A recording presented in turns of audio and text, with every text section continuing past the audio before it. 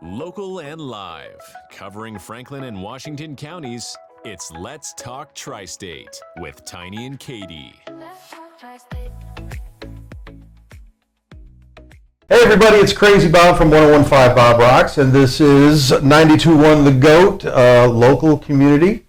And there's a big show coming up at the Maryland Theater on January 11th. It's for Ladders for Leaders, and every single penny is going to support the Ladders to Leaders program. Now with us is Brad Divins, Alicia Divins, and Bob Perret, and they are going to be musicians playing in this as of yet unnamed band of, it's like a legends of local music here in the area. Without question, I mean, I'm originally not from the area, and I know you guys, and when people talk about you guys, it's just, you know, people just light up when they talk about bands like Wrathchild, when they talk about Kicks and stuff like that, and what's the other one? The other one you played in locally? Well, Everrise. Yep. People just perk up, and so we've got this show, and it's also going to feature Brian Forsyth from Kicks. Yep. And Shannon Larkin from Godsmack. Again, local legends, and I thank you guys for coming in, taking the time. Tell us how it all started. It all started with her idea. Mm-hmm. Big ideas. So, yeah, she came to me earlier, I think it was January. I think it was before January. Was it maybe last year, at the end of last year? Yeah, about this time. It took her a while of prodding to get me to say, okay, let's do this. But she came to me with this idea, hey, you know, she's on the board of Ladders to Leaders. At first it was, hey, why don't you do an acoustic performance and we'll donate all the money? And I'm like, I don't know about that. And then she's like, a couple more weeks went by, and what about this idea? I have a really big one. I got a big idea. And she presented it to me and presented me with the musicians and the whole spiel. And I'm like, what? You want me to get back up? I'm mixing now. I'm not really on stage anymore, but you know, that could be a lot of fun. Mm-hmm. And if I'm ever going to get back up on stage, maybe this is the time. And to support a good cause and to be able to give back. I think that's what kind of made me look past the nervous part of it. Be like, you know, it would be, now that I'm sober and I can see with a clear head, be like, yeah, it would be good to give back. Mm-hmm. You know, and let everybody know, hey, we've all been through it, and this is, you know, come out on the other side, and, you know, there's no shame with it. Sure. Let's do now, it. how long were you holding on to the big idea before you finally said, hey, you know what, let's, or how's we put it a little earlier, said it out loud? Quite a while, because I thought, I was like, man, it'd be awesome to put on a show at the Maryland Theater. It'd be huge. Sure. But it was almost like a dream, kind of, because it was so big, and I had probably a good year before I said it out loud. What made you finally say the words?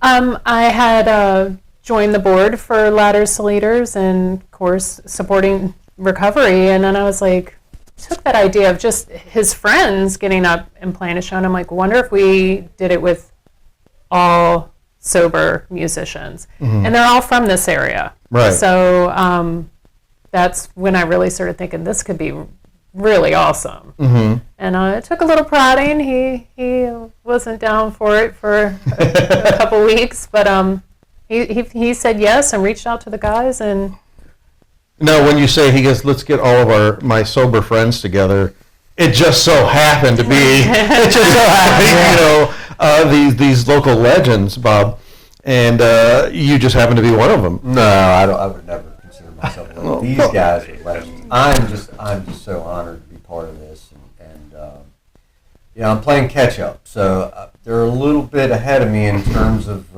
legacy, but Sure. And they've been my idols since, you know, in the 80s, mid 80s. You know, we've all had opening bands for these guys, so it's going to be really cool, because I did play with Shannon once years ago, and we got along great, and it was just a blast. So I'm so looking forward to this as a musician. Sure. So I got the kid in me is going to be going, holy shit. You know, this is good. Holy smokes! Yeah, holy sugar! I'm going to be playing with this guy. So yeah, we're looking so forward to it. it's going to be so much fun. Now, when he reached out to you, did he say right away some of the other players? I had an idea. I mean, it's the rumblings, and you know, Brad and I work on other projects as well. Of course, we did the Steve Whiteman record that Brad mixed and produced, and we did during the 2020 year. I guess Yeah, during COVID. Yeah, thankfully. And we worked on my son Nicholas's record. So Yeah. during, you know, there was rumblings. So, and I mean, Brian is the most beautiful human being on the planet, and everybody knows his story. And Yep. he just fits the mold perfectly in terms of what this project is. He really is. He is the epitome of what this is all about. You know, he's a survivor and a grinder, Yes. and recovery is a daily thing for him as well as for us. Sure. So it's perfect. Now, and speaking of that, tell us a little bit more about Ladders to Leaders. Ladders to Leaders is a small nonprofit in Hagerstown. They run 3 long-term recovery homes. There's 2 for men, 1 for women. The executive director, Eva Kelly, she also operates a really large donation collection and distribution, which provides hygiene products and food to our local food pantries. And she organizes community cleanups and events to help kids in our community. So she's pretty amazing human being. And I came to her with this idea, and she's younger. She had no idea who Rav Chow was, had heard of Kicks. And so I was like, I promise this is going to be a good thing. And she let me run with it. And That's I awesome. appreciate that. Now, Definitely. in Ladders to Leaders, that's here locally. How would someone get a hold of the actual? You can go on online, ladderstoleaders.org. The phone numbers are on there. Eva answers her phone all the time, especially if someone's looking to get into a long-term recovery home. She works with reentry programs from our jail systems, people coming out of treatment. You know, just require that you're going to work the program, get a sponsor, get a job, and we're going to provide a safe environment for you. And with this, you said you have 2 houses for men and 1 for women. Is this like all ages, or are there certain requirements? It's for adults. There's no requirement other than that you're going to take your program seriously. And what I also think is great is there's no maximum amount of time that you can live there. If you feel you need a structured environment for 2-3 years, you're more than welcome to stay.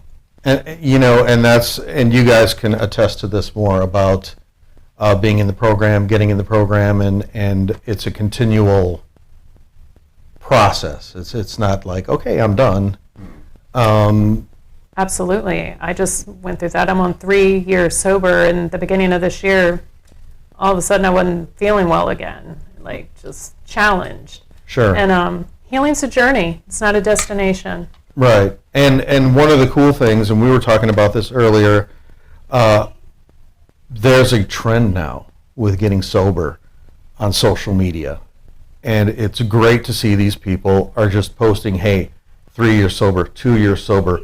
You know, I'm 8 months without opiates or what have you, or I'm this many years without alcohol. It's kind of a cool trend to see. And now, have you guys noticed that at all? Absolutely. It's not a bad thing. No, it's not a bad thing at all. And have you, are these some people, because like I had said, I've seen some people who I've known on Facebook. You know, I don't know everybody personally on Facebook, but it's just like, I had no idea that you were even in a program or had the issue to begin with. That's it more than anything. I didn't realize you had a problem. And I come across a lot of my friends in the industry that when we talk about it, oh, I'm sober, it's been 3 years, 5 years, whatever. I'm like, and I'm thinking in my head, really? I never even knew that you had an issue. Which probably people are surprised that I didn't know that I had an issue. Right. You know, And- I realized I did, but Yeah. Right. you know, how do you, what was your first step? I mean, how do you just say, hey, how do you say to yourself you need help? Well, I mean, everybody's different. Everybody has a different story, and we all have a story. And the moment of clarity is different for everybody. Sometimes it takes longer for some than others. But me personally, you've got the little gazoo character from the Flintstones on your shoulder that's telling you, and your gut's telling you, and most people that are dealing with the disease of addiction, they know they don't want to be sick. They want to be better.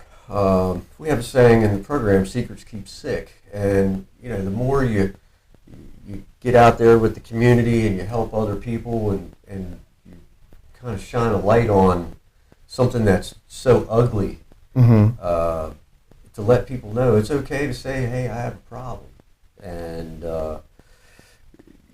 helping other people is really fulfilling for me now. I spend a lot of time volunteering with different programs around Frederick County, and as well as just helping individuals that come out to me that know my story, that message me or contact me, that just want to know a little bit about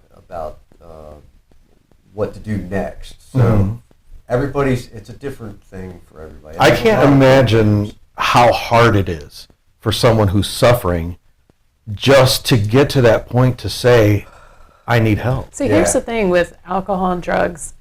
It almost works with whatever you're dealing with until it gets out of control. Yeah. And so, there's people out there who are willing to help you, and it's about human connection, and that's what a lot And of not people being need. ashamed. And not being shamed, like no stigma, no shame. Again, like I said, I can't imagine.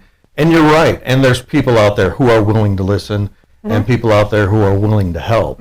Absolutely. And I guess one of the hard parts is asking for help. Yeah, because as bad as it gets, and you could keep telling yourself, I can't keep doing this. The hardest, Take another.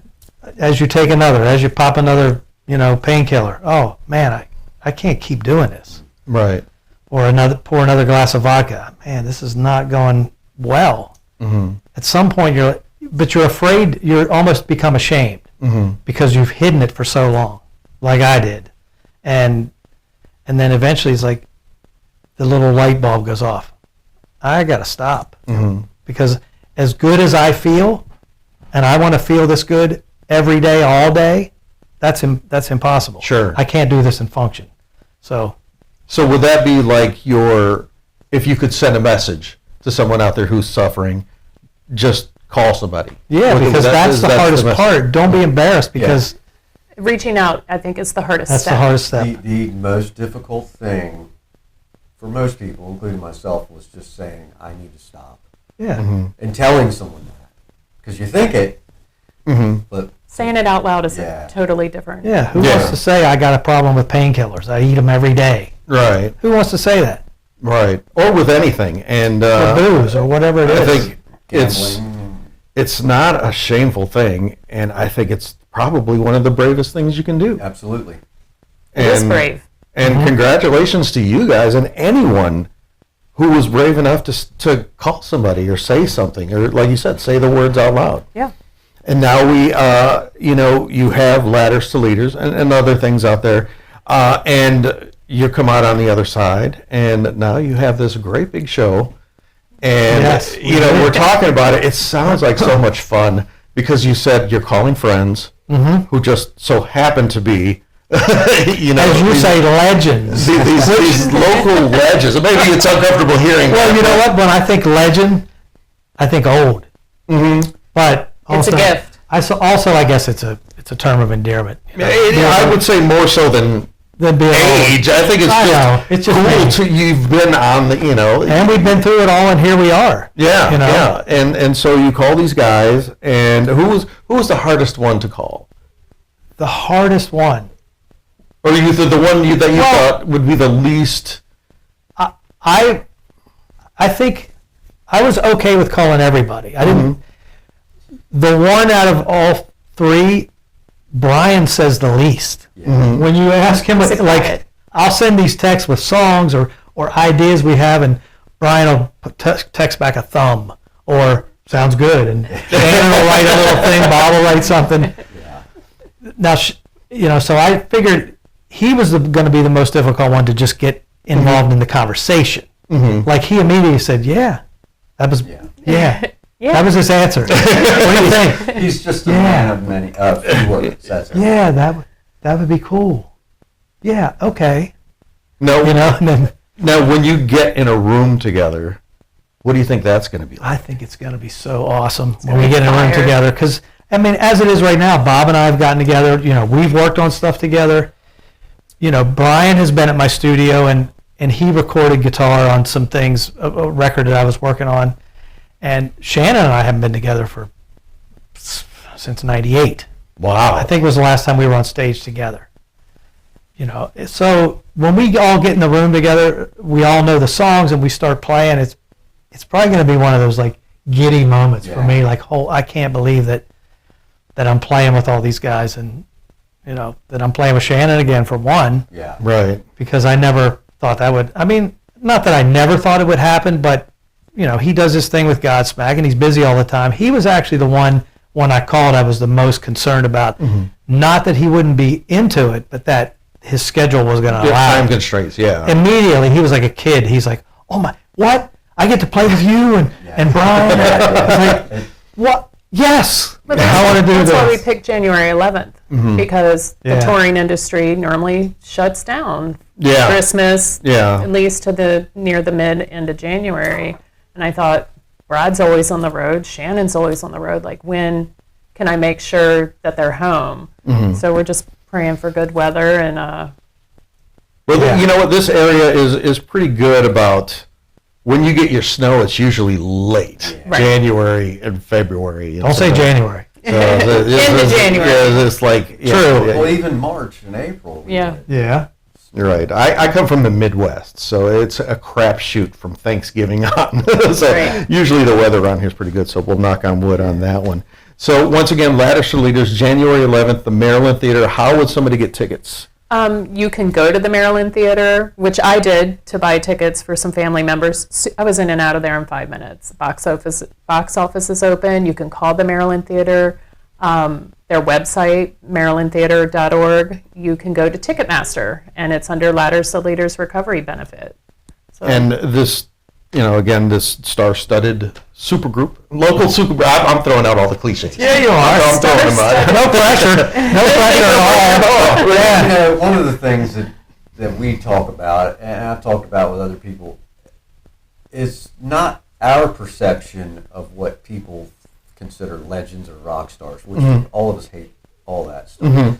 It's the fans' perspective that makes it that. We don't walk around and go, "He's a legend." No, we have to do everything that everybody else has to do. It's their perception that makes it weird. Yeah. And so I whenever I meet people that are like, "Oh, wow," at the airport or whatever, I'm like, "Hey, man, you want to get a donut or something?" And then they realize, "Oh, wow, okay, this guy has to go to the bathroom too." Oh, he likes glazed. Write that down. Right? Yeah. But I think it's going to be such a great show, and I think the thing that's the coolest about it is the fact that you guys are all friends and associates and or however you want to put it, but you're getting this little kind of reunion package. Right, exactly. And it's a one-time thing. Yep. And again, it doesn't even have a name. The band doesn't. It does not have a name. I just hope people are as excited about seeing it as we are about performing and presenting it. Yeah, and I think people are, because it's almost sold out. Yep. So if you're looking for tickets, you might want to get to the Maryland Theater or Ticketmaster as quick as you can. Might want to make your mind up and not wait. Yeah. And there's also going to be merch. There's going to be posters and T-shirts for sale. Again, all the profit from that is going to be donated. And we're going to be playing with these really cool picks in his Somewhere down in here. in his little pocket. In my little pocket, you probably can't see that on the camera, but Oh, we'll you get- have to be at the show to get one of these. Yeah. Right, that's good. You know, that's the. Yeah, Again, it's such a cool little one-time Yeah, and it's a mixture. event. It's a mixture of really cool cover tunes, and then it's a couple songs from Wrath Child, a couple from Kix, a Godsmack song, and yeah, we're gonna throw down. That's- You better not miss it. You can't miss it. It's such a rare kind of a thing, and I think it's great. It's a great cause, and it's a cool kind of vibe that it's these everybody that's been through it all, and they're getting together for such a great cause. Yes, that's what it really is about. Right. Is to support recovery, and to support what it looks like. Yep. Mm-hmm. It looks like 4 functioning adults in society up on stage, Having fun. having fun. And I think that's such a great thing. So thank you for putting it together. Thanks for being a part of it. Thank her for Thanks- coming up with the idea. Thank the fellows for supporting my idea. For And it was sure. cool that you said it out loud. You could still be holding on to it.